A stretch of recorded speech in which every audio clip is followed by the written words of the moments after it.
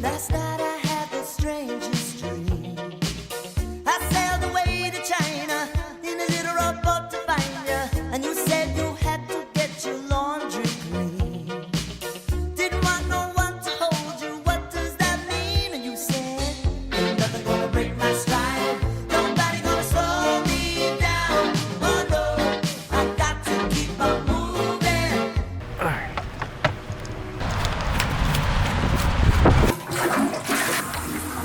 Oh, all right. So today, guys, here at Vernon's, we're going to be putting this shit in that truck.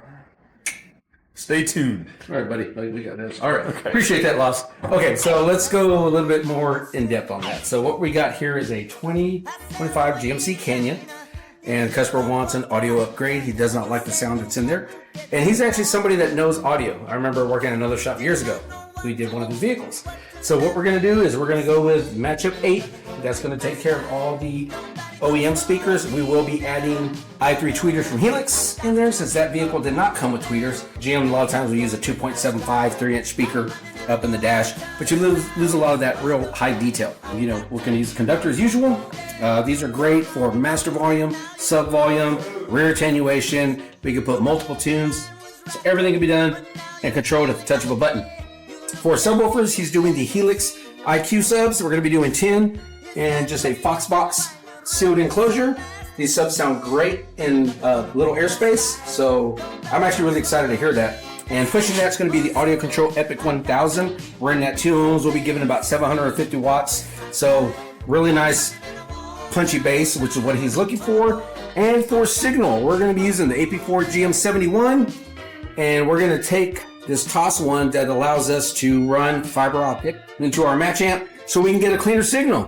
I know some people are like, oh, RCA is better than fiber optic. I'm always going to say that if you call NASA and ask them if they use fiber optic or RCAs, they're probably going to say fiber optic, right? So keep a clean signal. I mean, we're doing high-end audio here, right? So that's why we go that way. So yeah, stay tuned. We're going to get it all prepped, ready to go, and it'll be a little project. Alrighty, so what we're doing right now is we are kind of prepping things. So we've already got seat cover over there. We got our blanket in the center console area, and I'm about to remove this back-end area to get to the factory amp, and we're going to remove this tray right here so that way our subwoofer enclosure will fit right under that. That's what we took the back seat out for, so we can get to the OEM amplifier, because this is going to come off. We'll do a nice little amp rack and utilize these mounting tabs here to secure it to the wall, so we're not just screwing holes through the cab of the truck so he can see the tips of the screws on the other side. So, I mean, I know a lot of people like doing that, and it looks nice, but we prefer not to do that.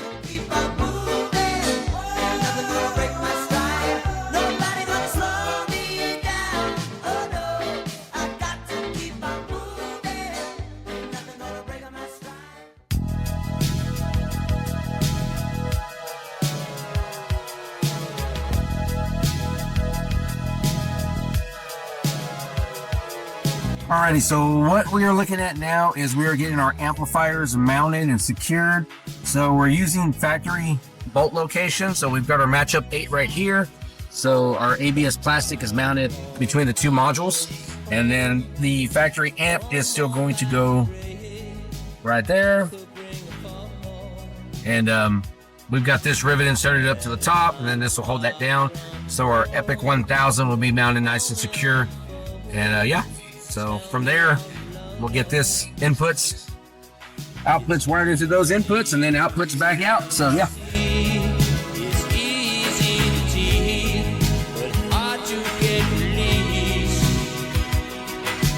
Hey everyone, Mike here with Vernon Signature Audio again, and what we are doing now is we are securing our amplifiers into this back area with the factory amp and modules. So we've got ABS plastic, and we're utilizing all the factory studs. So we've got our ABS plastic secured with that, our amplifier secured on the plastic, and then right now we're working on running some more lines, and once we do that, we will get this secured back in place, get our factory amplifier wires plugged back in, and then we will do our inputs and outputs to the matchup amp. So yeah, still a little ways to go, but it's coming along nicely.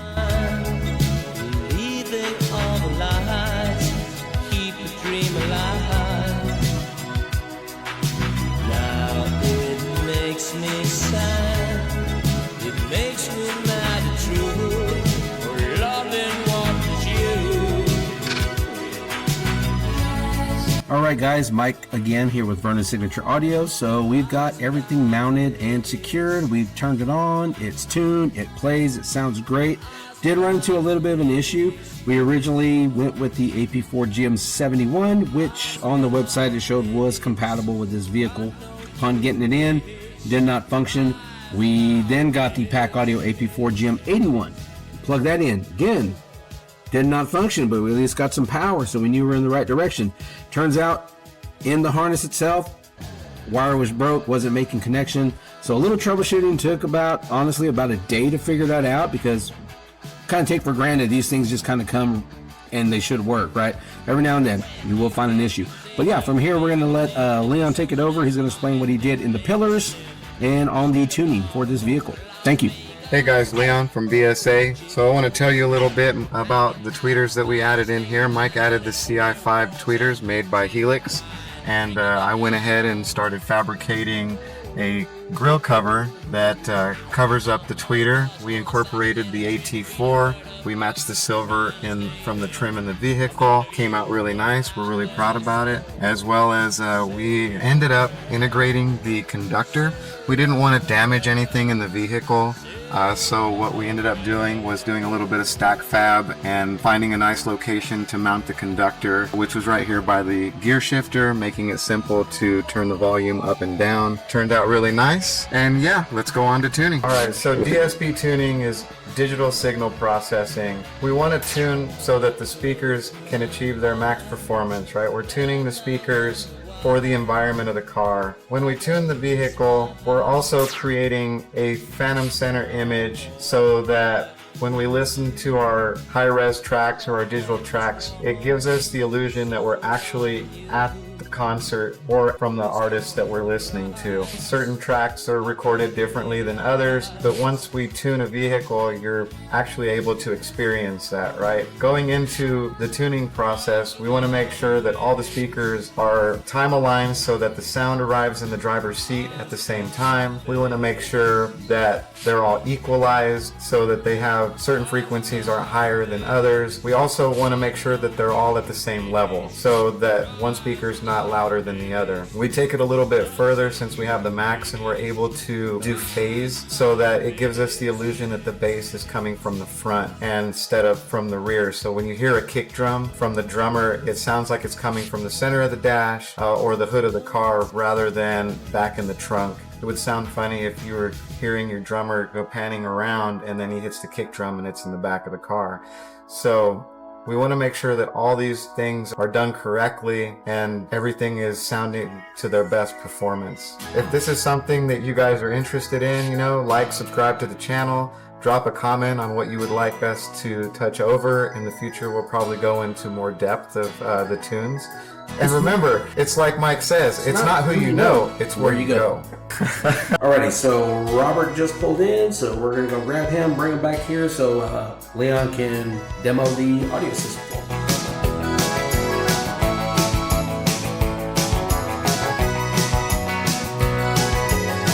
So what's your favorite part, Robert? I just love the quality of the sound. I mean, it's next level to it. Unbelievable how it's changed since my days, you know what I'm saying? Yeah, definitely, man. So what do you think about the A-pillars, the conductor? Awesome. Looks great. Looks like it was stock. Really appreciate that. Baby, what I say